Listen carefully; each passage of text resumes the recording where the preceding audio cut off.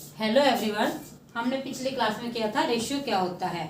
मैंने पूरी डिटेल में आपको रेशियो के बारे में बताया था कि रेशियो जो होता है कोई भी टू नंबर्स का जो कंपैरिजन है वो रेशियो होता है। अगर आप लोग रेशियो की क्लास देखना चाहें तो मैं उसका लिंक डिस्क्रिप्शन बॉक्स में दे दूंगी, आप जाके देख सकते हैं। आज हम करेंगे प्रोपोर्शन, ये रेशियो से रिलेटेड ही है। रेशियो क्या होता है? टू नंबर्स का कंपेरिजन।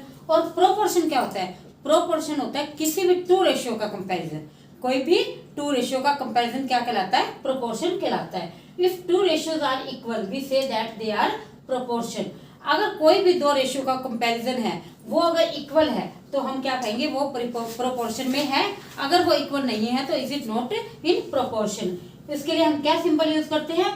हमने रेशियो के लिए क्या सिंबल यूज किया था? ये टू डॉट जो होते हैं वो रेशियो के लिए यूज होते हैं। और प्रोपोर्शन के लिए क्या यूज होते हैं? ये जो फोर डॉट है ये हमारे प्रोपोर्शन के लिए, प्रोपोर्शन के सिंबल के लिए यूज होते हैं, या हम इक्वल टू का सिंबल भी लगा सकते हैं।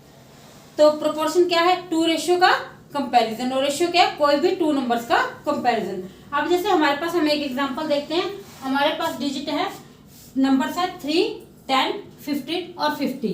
तो क्या है? पहले जो दो नंबर आएंगे वो हमारे रेशियो हो गए, फिर हमारा हो गया प्रोपोर्शन, और हमारे जो टू नंबर्स है ये हमारा सेकंड रेशियो हो गया 15, 15 रेशियो 50।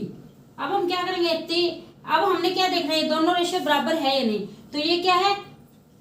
3:10 और इज इक्वल टू 15:50। तो हम क्या करेंगे? एक तरह से रेशियो क्या है? डिवाइड है। कल मैंने पिछली क्लास में मैंने आपको बताया था। तो हम अब देखते हैं कौन से टेबल में ये दोनों जा रहे हैं। ये दोनों क्या है? 5 टेबल में जा रहे हैं। तो 5 3 जा 15 और 5 10 जा 50। तो क्या हुआ? 3:10 प्रोपोर्शन 3:10। तो ये क्या हो गया? हमारा प्रोपोर्शन में है। एक तरीका और बता रही हूँ हम, जिसको हम भिन्न भी बोलते हैं। 3/10 15/50। अब वही 5 से काटा हमने, 5 3 जा 50, 15 और 5 10 जा 50। तो ये क्या है? 3/10 और प्रोपोर्शन 3/10। तो दोनों तरीकों से जब हम देखते हैं तो हमारा ये सेम आ रहा है, तो ये हमारा प्रोपोर्शन में है। अब नेक्स्ट देखते हैं, देखो 1:2 प्रोपोर्शन 180:360। ये क्या है?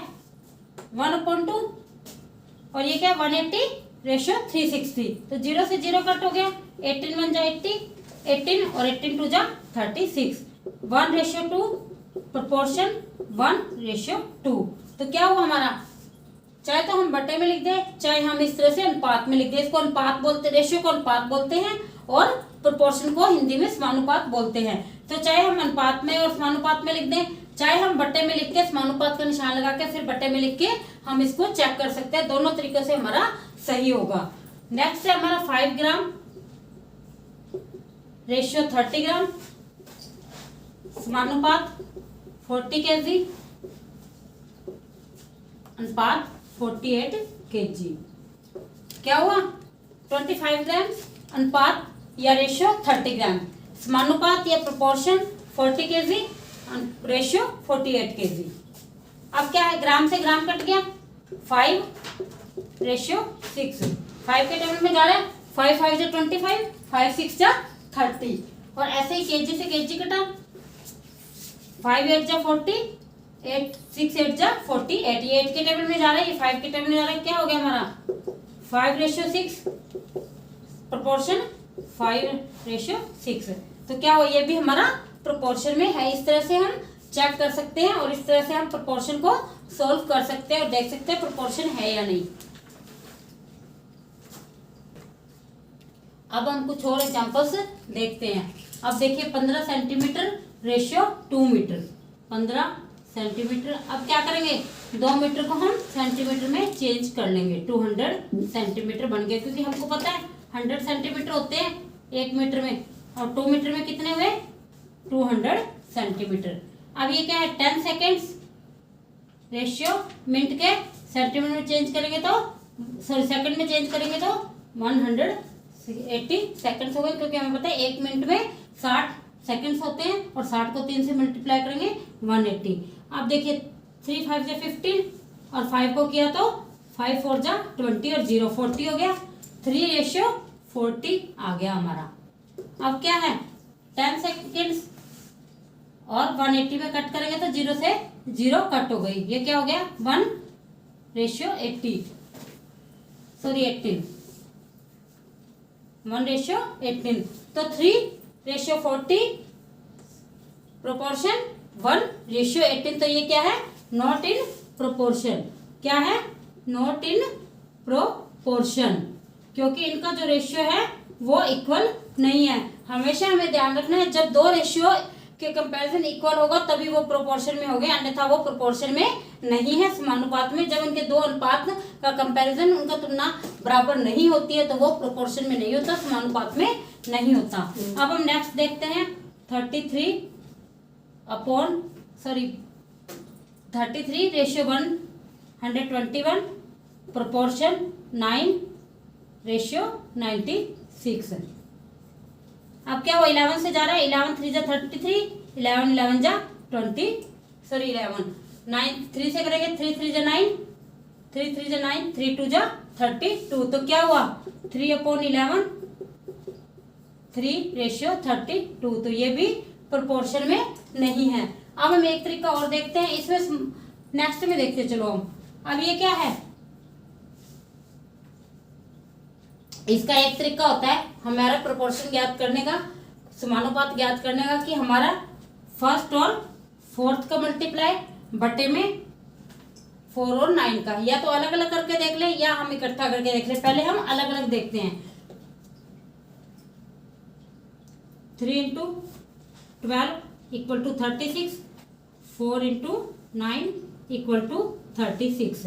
बीच के संख्याओं का गुणनफल और साइड की संख्याओं का गुणनफल, प्रोडक्ट ऑफ मिडिल नंबर्स और प्रोडक्ट ऑफ हमारी बाहरी संख्याओं का गुणनफल, प्रोडक्ट ऑफ आउटसाइड नंबर्स। तो क्या है इक्वल आ रहे हैं, जब दोनों इक्वल आ रहे हैं तो क्या होगा हमारा ये प्रोपोर्शन में है, नहीं तो नहीं है। एक अगर हम एकदम से करना, हम सोचे हम ये अलग अलग ना करके एक बार में कर ले तो हम क्या करेंगे सीधा लिखेंगे 3 × 12 बटे 4 × 9। 4 को काटा 12 से 3 को काटा 9 से, फिर 3 को काटा 3 से। जब हम 4 को काटा 12 से 3 आया, 3 4 जा 12, फिर 3 को 9 से काटा 3 आ गया, 3 को 3 से काट दिया 1 आ गया। जब हमारा आ जाए इक्वल टू में 1 तो क्या है हमारा प्रोपोर्शन में है, नहीं तो नहीं है। अब ये देखिए 2 × 8।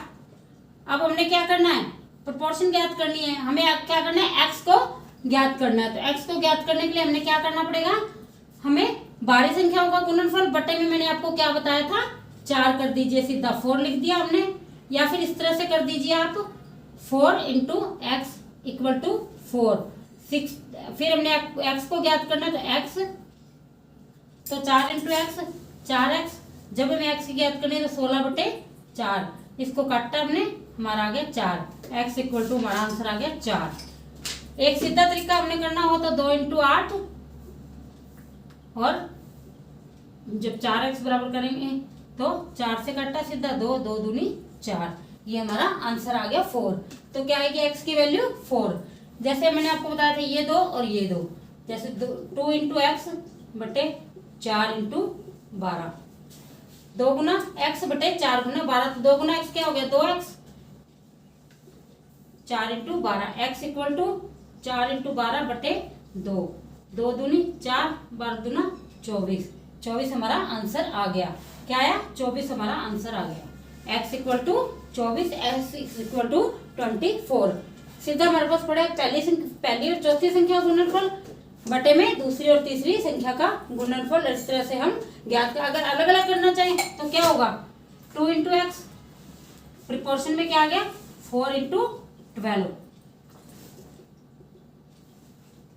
48 और 2x, तो x = या प्रोपोर्शन 48 बटे = आएगा, सॉरी यहाँ पे जब तक हमें पता नहीं चल जाए जब तक हम प्रोपोर्शन का निशान नहीं लगाएंगे, इक्वल टू का लगाएंगे। 2 से हमने कट किया 24, तो x की क्या आ गई हमारी 24 आ गई। तो अगर हम चेक करना चाहिए प्रोपोर्शन में है x की ज्ञात करने के बाद भी अगर हमें ये कह दिया जाए कि आप चेक कीजिए प्रोपोर्शन में है नहीं, तो भी हम कर सकते हैं। कैसे कि हमारे पास क्या आया था 48 आया था और 24 ये और 2x था, तो 24 दूना 48, 24 को 2 से किया 48, इसका मतलब हमारे प्रोपोर्शन में है। इस तरह से हम पता लगा सकते हैं और हमारा x की हम वैल्यू ज्ञात कर सकते हैं कि x की वैल्यू क्या है। समझ में आ गया होगा प्रोपोर्शन क्या है। बहुत इजी तरीके हैं इसके, 2 नहीं 3 तरीके मैंने आपको बता दिए हैं। आप इन तरीकों से कर सकते हैं प्रोपोर्शन ज्ञात। Thank you for watching, bye.